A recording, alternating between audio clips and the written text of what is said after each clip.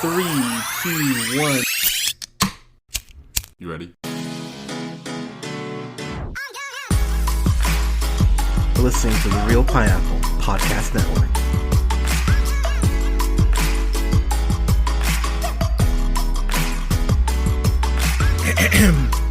Good evening, everybody. Thank you so much for listening. This is the Real Pineapple. This is your humble host, Hunter here. Hope everyone's having a good start to their week, and oh hooray, it's election week. One of the most stressful times. Okay, so let's just call this what this is. 2020 has been a very rough year, and I'll say for myself, it's been a rough year just for the podcast, as far as for those of you who have listened continuously and have been devoted listeners. First off, thank you. Secondly, I myself took a break from the podcast between, I'll say it's January and March, and pretty much when I said, all right, I'm ready to get back in the saddle, COVID hit. And obviously COVID has rocked everyone's life. It's been just an absolutely terrible thing. And so honestly, in that spirit, because we are in election week, I have a review here for Unfit, the Psychology of Donald Trump, which is something I really hesitated to review, if I'm being honest, because I will say myself, while I have definitely not been shy about taking the occasional dig at Trump or Giuliani or whomever, I was really struggling because this is such a dense documentary. And I'll be honest, everyone, I don't know how long this review is going to go, pretty much until I kind of just feel like I can't talk anymore.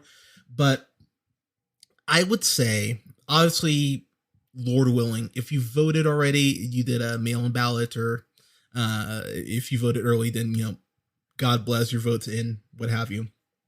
But if you haven't voted and for some reason you're on the fence, which I'll be honest, if you're on the fence, I don't know how you are.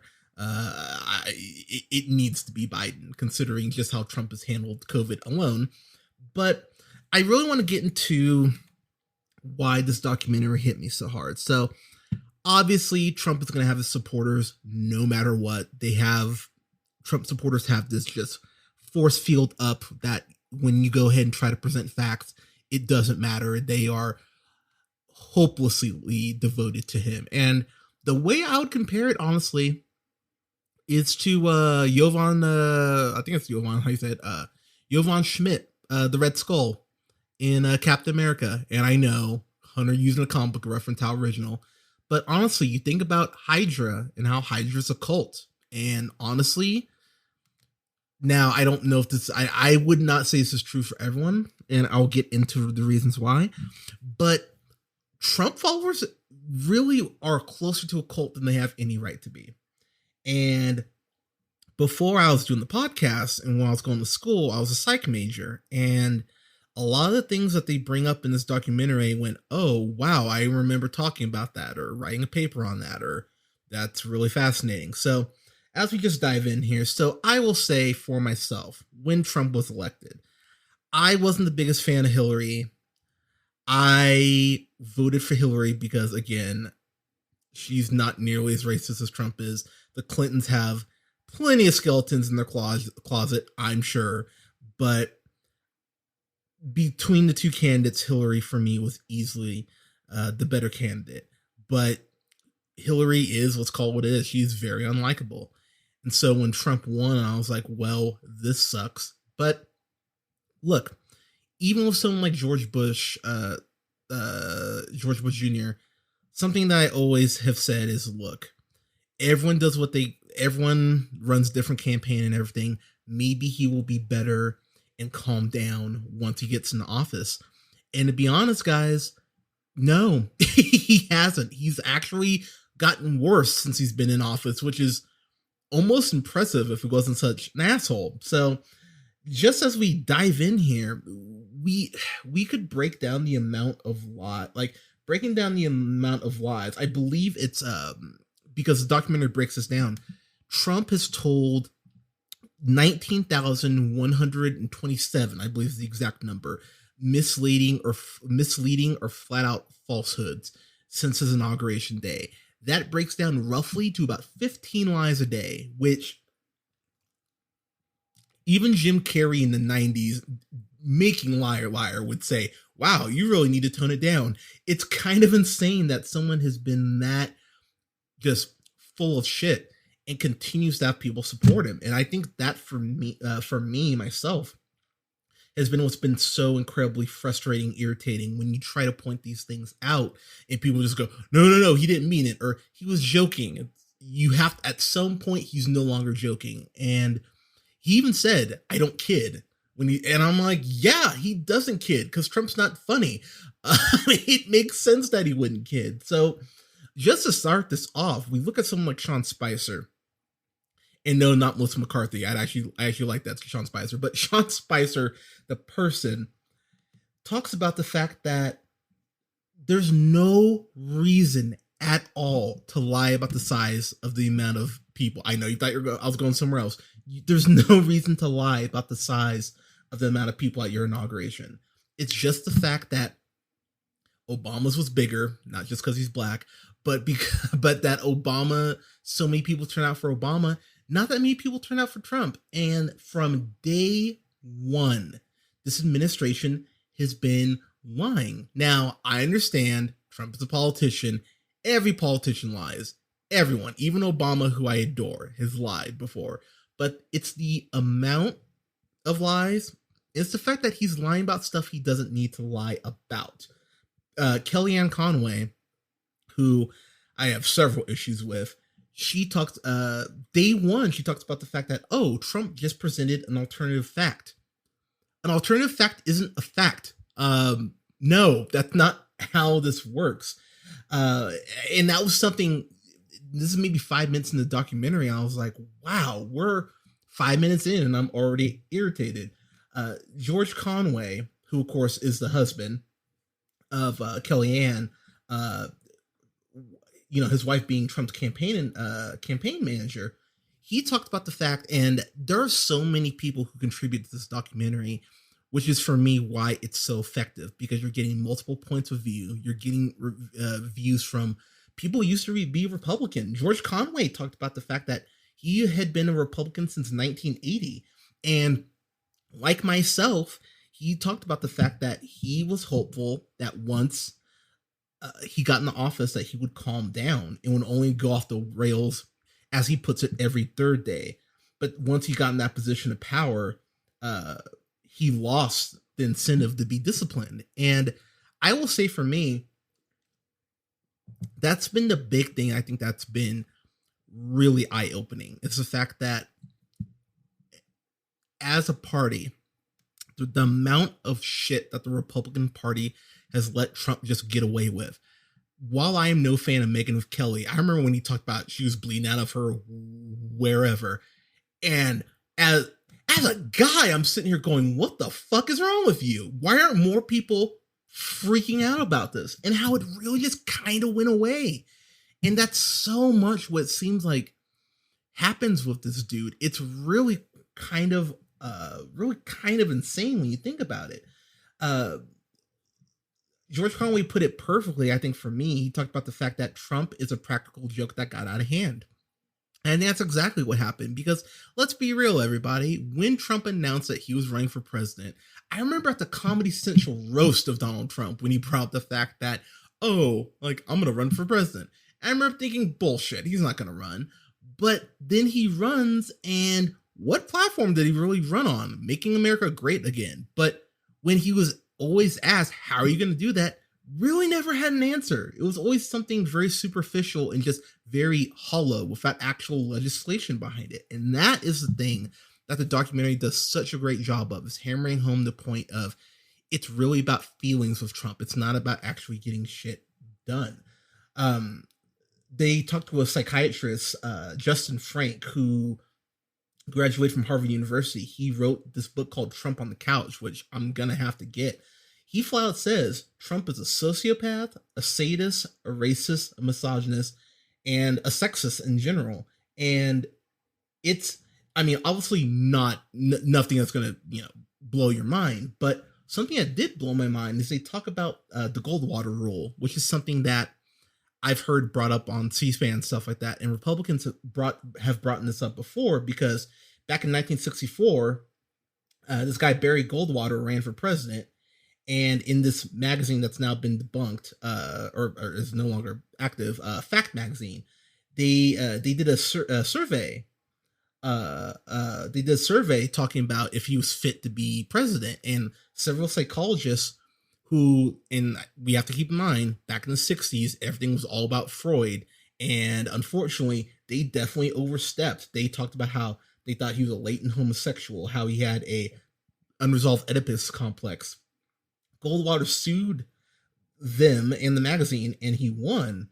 And ever since then, it feels like psychologists and psychiatrists can't go ahead and actually diagnose someone without being in the room with them. And the comparison that the documentary makes, I think it's fucking excellent, is they talk about it's as nonsensical as saying an orthopedic surgeon can witness a football player most likely tear his ACL and not say that it looks like he tore his ACL because he wasn't on the field when it happened. And it's that sort of logic that's being applied that makes me go, that's not how this shit should work. And that rule,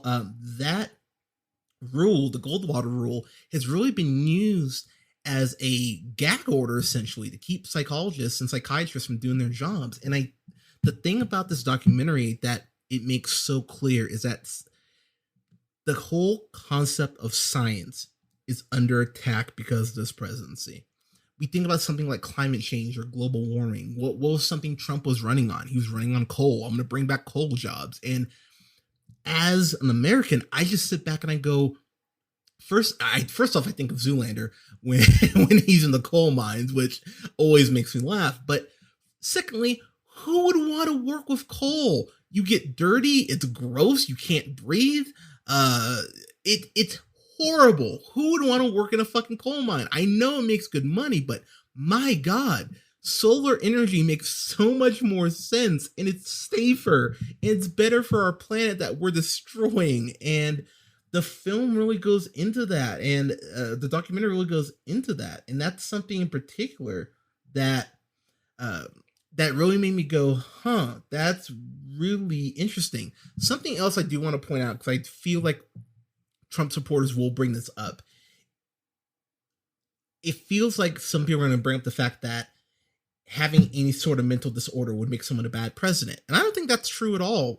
Before I watched this documentary, the documentary brings up the fact that Lincoln being so melancholy and being depressed is actually what helped him win the Civil War and be able to bear the weight of it. But the thing that Trump doesn't have, that Lincoln does have, is empathy.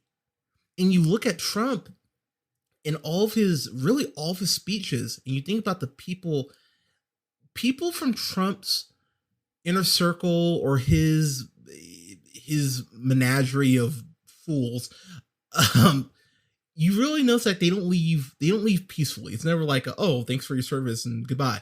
It's these people just getting thrown out of the White House, almost like he's Uncle Phil and these people are Jazz, and he's just throwing them out. He's just throwing them away. And at some point, I mean, look at the amount of people who have left his, not his campaign, but his party, his inner circle. There's a point where you raise an eyebrow, or you should, and go, that's kind of odd that so many of these people keep leaving. The other thing too, you look at someone like Clinton, because I can already hear people going like, what about Bill Clinton? Yes, Clinton, as I mentioned earlier, the Clintons have their skeletons. Do not misunderstand. Clinton was a great president, not a moral president, but a good president. And his hypomania is actually what helped with his charisma and made him very, jovial and seemed very easy to talk to. But then that went ahead and compromised him in other ways, obviously with his sexuality and the whole Monica Lewinsky scandal, which I'd like to point out, more people made a bigger deal about that issue than Trump's allegations of women, of being of sexually assaulting women, which I find very disturbing, considering there are multiple allegations against Trump that we still haven't heard definite, oh yeah, I didn't do that. I mean, of course he denies it. Why the hell wouldn't he? But I would just like to point that out too. The thing that I think is where this documentary really starts to dive in is that the documentary talks about how Trump shows clear signs of the most severe personality disorder, which is malignant narcissism. Uh, Fun fact, that was introduced to tie it back to Captain America. It was introduced by Eric Fromm, who escaped the Nazis. And after he escaped the Nazis, he spent the whole rest of his life trying to understand the psychology of evil. And he broke it down to 4 steps: narcissism, which Trump clearly is; paranoia, which Trump always is; antisocial personality disorder; and sadism. And you think about something like how he talks about how, like, I have a great brain, and when he's asked, "Oh, when you're going through these briefings, who are you speaking to?" "Oh, I'm speaking with myself." And he's talking about how, "Oh, I know the most. I have words. I have the best words." That's my terrible Trump impression, but he does that. He talks about how there's no one who probably knows more about the environment than he does, which is fucking absurd to hear him say. Or talk about how, I'm the least racist person when he's talking to reporters. It's really quite insane when you think about how he went after Obama about his birth certificate. First off, no base and reason there. Just a fucking conspiracy theory for him to peddle to his base. But even when Obama proved him wrong, clearly, he always finds a way to make himself the victim. And it's the demonization of people who disagree with him that, for me, as an outsider, is the part that scares me the most. Because, look, we can agree to disagree on, not important shit. Do you see Marvel? Is Megan Thee Stallion a better rapper than Nicki Minaj? She is, by the way. Did the Dodgers actually win the World Series this year? They didn't. Stuff like that. But when we're talking about policy, when we're talking about the things that will affect this country and affect us, our day to day, there needs to be more of a sense of urgency. And the documentary does a really great job of bringing that up. Can we also talk about the fact that Trump University, that shit just kind of seemed to go away? He had connections with Jeffrey Epstein. Why the hell is that not being brought up? There's no checks or balances with him, because Melania, she just seems like she's just trying to get through this marriage. I think she's praying that Biden wins this week so she can divorce Trump and be over this shit, which, honestly, I don't blame her. But also, why did you marry Trump in the first place? Why did you think that you'd be the one to make him happy? Trump's never happy. He's only happy when he's making fun of people and being cruel. Going through his tweets, because I went through a couple tweets, and luckily the documentary did this for me. But we back in May 8th, 2013, he says, "Sorry, losers and haters, but my IQ is one of the highest," which, really, my IQ is one of the highest, and you know it. You'd think you know how to run casino business if that was the case. But sorry, losers and haters, but my IQ is one of the highest, and you know it. Please don't feel so stupid or insecure. It's not your fault. And I have to say, for a man who has a decent amount of money, I know he owes money to several people, because of course he does. But for someone who has this much cachet, for someone who's the president of the free world, as much as I hate to say it out loud, the fact that you're so insecure is really quite alarming. And after watching this documentary, that was the thing for me. That was my biggest takeaway, is that he's a child. Not just because of the size of his hands, but he's a child. He's a malnourished, inaffectionate, really just dumb kid at the end of the day, in a 73-year-old man's body, however old he is. Betty White looks better, and she's almost however old. But that's what Trump is. And the fact that he takes such pleasure in humiliating and degrading people, and how people like at Fox News go, "Oh, it's so cool how he's shaking up the status quo when he's, owning these trolls on Twitter.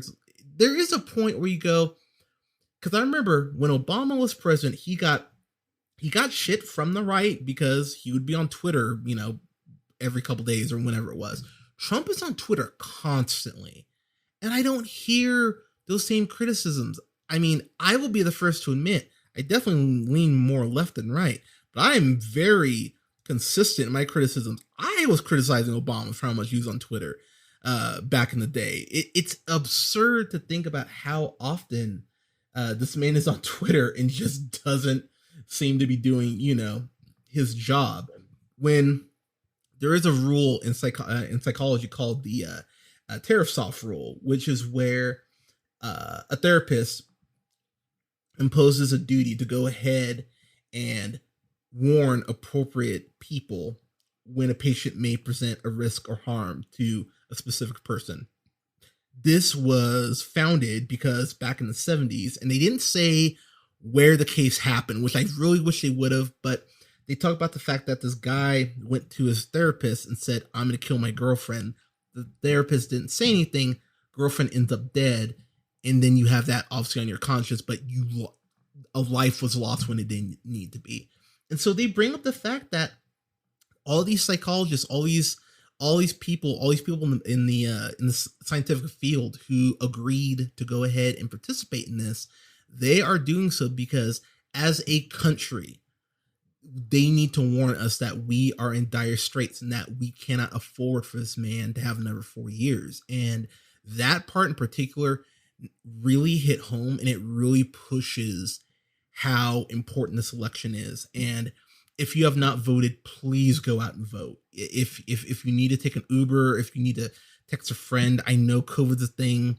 Hopefully you guys are all quarantining. I myself have been since it's all started. It sucks. I understand, everyone. It sucks. But if there's any reason to actually go outside, besides all the Halloween parties that you're probably at, because I saw a lot of that on my Instagram, go out and vote. Please, for the love of God, go out and vote. The interesting question that I believe Kellyanne Conway's husband brings up is, no, it's not. It wasn't him. It was another psychologist. But they bring up the fact that to whom will history be kinder? Those who spoke up when Trump was in office, or those who were silent? And I think that's a very fair question because, again, I understand Biden's not. Trust me, in my perfect world, I would have a Bernie Warren ticket. That's what I wanted. I didn't want to vote for Biden, and I'm not crazy about Kamala Harris either. I there's something just about her that I cannot put my finger on. I think she's power hungry. I think that's what it is, but I'm not even I'm not 100% on that yet. It's just my spider sense goes off a little bit whenever she's around. I don't know what it is, but for me, when you think about the amount of just environmental regulations that have been rolled back, when you think about immigrants being put into fucking cages and being separated from their parents, like at some point, common human decency needs to kick in. And that, for me, at the end of the day, is my biggest problem with our president. The very baseline, the very floor of human decency, this man is unable to hit that level because, again, he lacks empathy. Dr. Ramani, I'm going to butcher this, Durvasula, who's a PhD. She's a professor of psychology. The term gaslighting, and I didn't know this. I found this really fascinating, but it comes from a play in the 30s where a man was trying to drive his wife mad and kept turning the lamps up in their house, up and down. So, she would ask, "Oh my God, like what's happening?" And he'd go, "Oh, you're just imagining things. You're just seeing things." And it really is a form of emotional abuse because you're setting out to confuse the person and completely negate their way of thinking. That's what Trump does, because when you bring up the fact that he said, "Oh, like," I always think back to that Access Hollywood, Billy Bush whole thing where, he's talking about, you just kiss up on girls, you just walk in the room and, "Oh, I didn't know you're in here," and all that shit. I'd like to point out that Billy Bush really doesn't have a career anymore. And yet Trump just kind of got away with it. And my question is, why the hell is that? Why aren't people holding this man's feet to the fire? Because I'm going to say it like I have said on prior reviews. If you follow me on social media, J Hunter Real Pineapple on Twitter, this man, if Obama did 5%, if Obama said 5% of the shit that Trump has said, people would be in front of the White House like that scene in Beauty and the Beast with fucking torches. Don't even pretend that they wouldn't be. But that's what we're dealing with right now. And I think that's the part itself that's really been driving me kind of nuts about this whole presidency. Anthony Scaramucci, who when I saw him, I just immediately thought Bill Hader, the mooch, but he brought up a really good point. He was like, you can hate Trump because he hates obnoxious things, but he's a reflection of the cultural zeitgeist. He's an avatar of that anger. He talks about how, building Trump Tower, building all those, apartments or whatever in there, how, he built himself a triplex, how it looks like Louis XIV smoked crack and then decorated it, how he has pictures of himself in magazine covers up there, like how it's very vain, shocking, I know, to him, and how he really has almost this fetish of himself independent of even his wife, which I don't have enough time to even delve into that shit. But the thing that for me, I found, one of the other things I found interesting is that Trump, growing up in Queens, his dad built a lot of lower middle income housing. Fred Trump, being a very successful is a very successful businessman, but at the same time, he was a dishonest, crooked guy who stole from the federal government, like father, like son. Wouldn't let black people move into his apartments. Which, again, if you're one of those people who says that Trump isn't a racist, come on, like you're lying to yourself. But his dad taught him, you have to be a killer. You have to be tough. Really taught him not to be weak. And while, that might be admirable in the world of business, when you are the president of the fucking free world, you need to have a little empathy and you have some sympathy and learn to work with people. And this man clearly has no interest in doing that. They talk about, and I wasn't really aware of this, that until a couple years ago, but that Trump and Howard Stern were actually really good friends, and how even Howard Stern in the last couple of years has been like, yeah, this guy's insane, don't fucking vote for him. But they talked to this one woman who is a Howard Stern, big Howard Stern fan, how she's a listener of his radio show, and how she met Trump at a party. And Trump, and I'm quoting the woman here, she flat out said, "Why would I speak to you when there's so many beautiful women here? I wouldn't even let you suck my dick." That is our president saying that shit. And I know what people are going to say, well, that was a long time ago. I'm sorry, how's he been treating women since he's been president? I mean, ask Megyn Kelly. Ask that woman at the, where he called COVID the Chinese flu. And she asked, why did you say that to me? He's like, oh, you know why. He does shit like this all the time. So the thing is, this is not a Christmas Carol. You're not going to change in the twilight of your life. At least Trump isn't. This is who he has been since it seems like since he was old enough to know better. It seems like he has always been this sort of just misogynistic, terrible human being. And this is what he does. So giving him more wealth is not going to deter him and make him a better person. It's going to make him more of a dick. Absolute power corrupts. And Trump has been clearly corrupted before this. Again, bring up this to Trump University thing. Rick Riley, who's a sports writer, he wrote this book, he's the author of Commander in Cheat, How Golf Explains Trump. And he talked about how it's something I didn't really even think about because I'm not a huge golf fan, but he talks about the fact that golf is the easiest sport to cheat at, and that how it reveals your character if you don't cheat, or it reveals your character that you do, and how Trump rigs his golf carts to only go 30 to only his golf cart to go 30 miles per hour. Everyone else can go 15 to 18, so he can get a quick shot, recover the ball quickly if need be. He talks about how he tried to cheat Tiger Woods in a round of golf and how he puts the marker for the ball on the edge of his putter. So if he needs to move it 3 feet to the left to get closer to a putt, that he would do that. You think about the amount of shit just off that alone. I was like, that's diabolical. Like that, the fact that you feel that insecure in yourself to go ahead and cheat at fucking golf. There's no shame in losing to Tiger Woods. I mean, it's not like you're married to him. Well, oh my God. That explains why him and Trump were playing golf together. They're both adulterers. Totally makes sense. But I love this line that Rick Riley drops. He says, as a writer, I love Trump because he would say anything. And you're just like, yeah, give me more. As an American, he terrifies me. Because if you think that he's not going to cheat at golf, you don't think he's going to cheat to stop an election, to get information from foreign countries. He really talked about that. And that was something I really found very apropos and very insightful.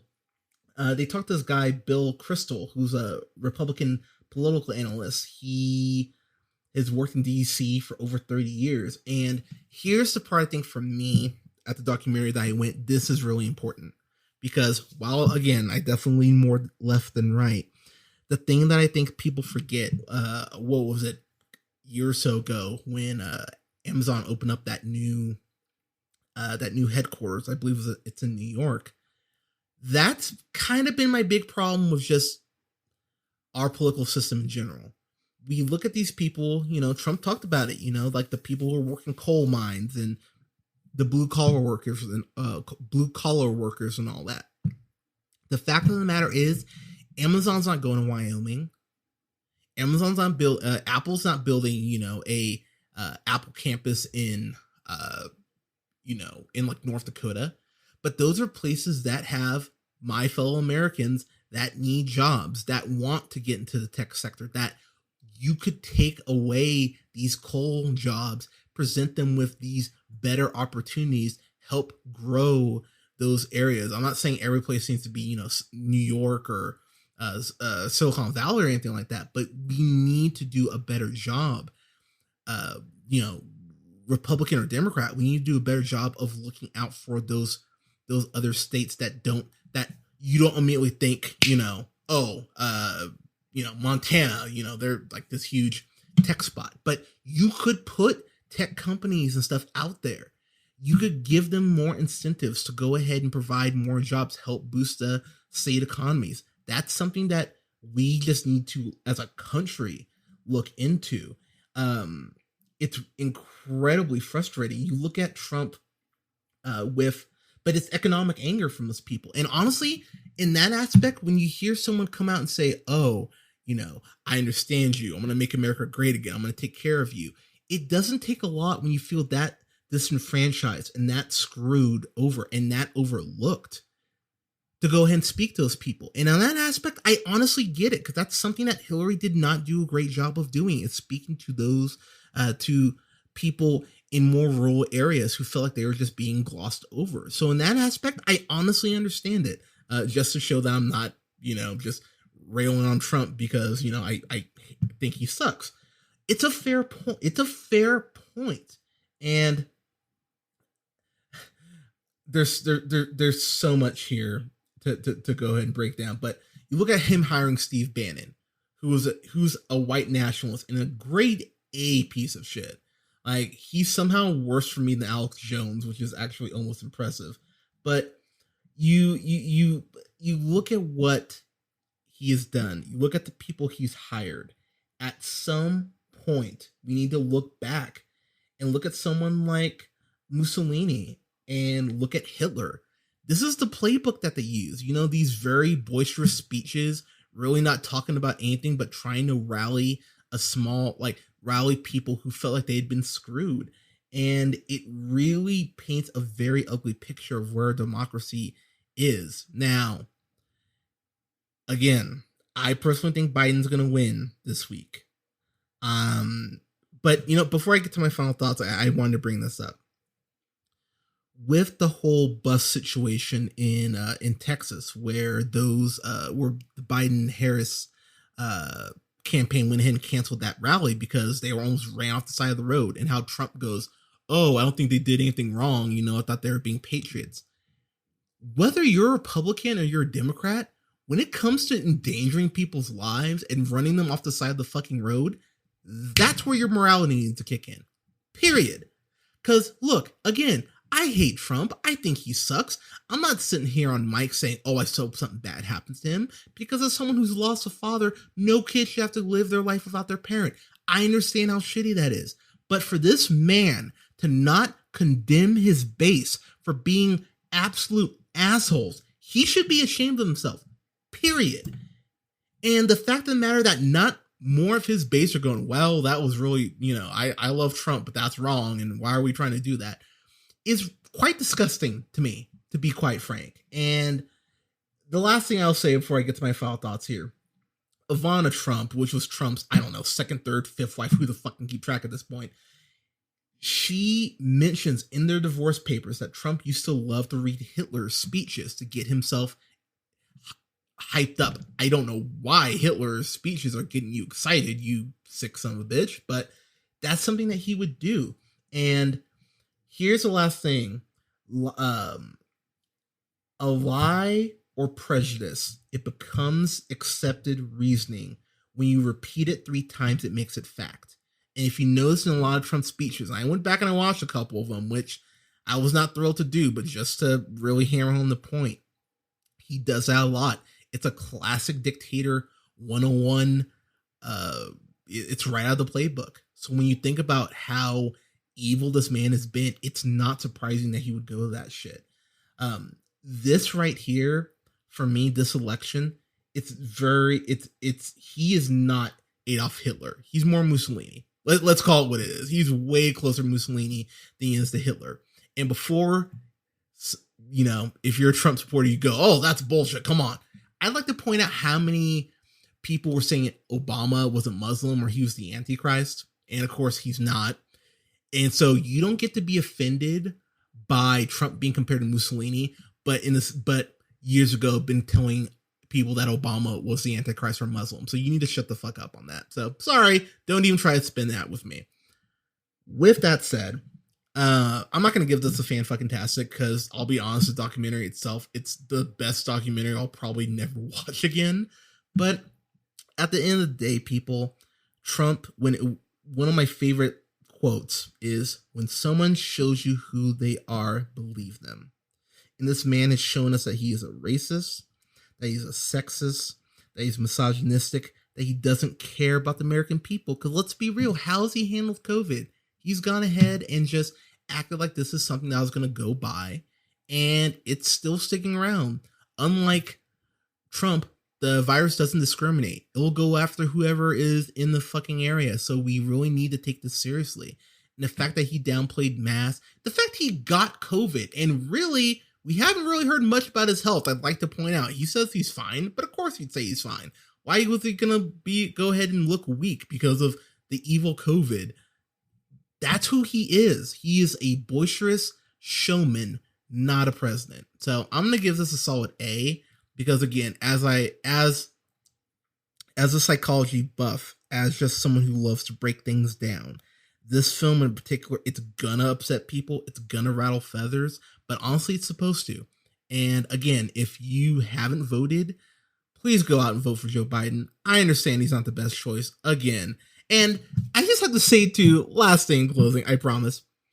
What does it say about our country that out of the millions of people that are in this nation, that these are the 2 best people that we could get?